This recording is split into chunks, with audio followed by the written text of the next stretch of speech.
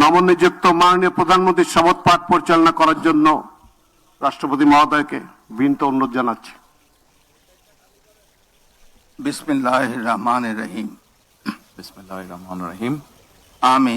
আমি সশ্রদ্ধ চিত্তে তারেক রহমান সশস্ত্র চিত্রে শপথ করিতেছি যে আমি আইন অনুযায়ী সরকারের প্রধানমন্ত্রী পদের কর্তব্য বিশ্বস্ততার সহিত পালন করিব।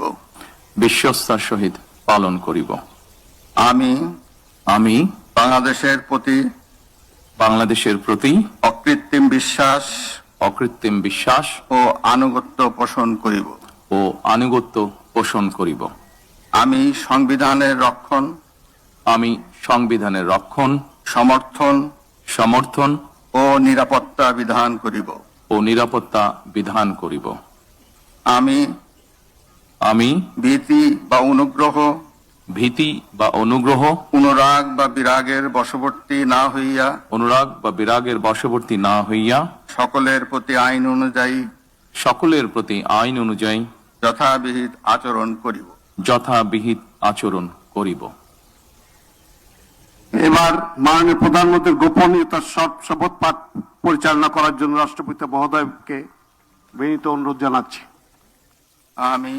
আমি তারেক রহমান সশস্ত্র চিত্রে শপথ করিতেছি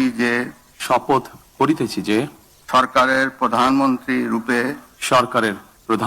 রূপে যে সকল বিষয় আমার বিবেচনার জন্য আনিত হইবে বা যে সকল বিষয় আমি অবগত হইব তাহা প্রধানমন্ত্রী রূপে যথাযথভাবে আমার কর্তব্য পালনের প্রয়োজন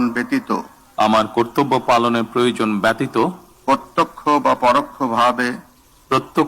পরোক্ষভাবে কোনো ব্যক্তিকে জ্ঞাপন করিব না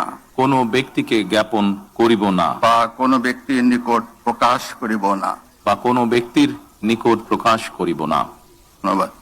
ধন্যবাদ। মাননীয় প্রধানমন্ত্রীকে পদের শপথ ও গোপনীয়তার শপথ স্বাক্ষর করার জন্য এবং স্বাক্ষর শেষে নির্ধারিত আসন গ্রহণ করার জন্য বিনীত অনুরোধ জানাচ্ছি।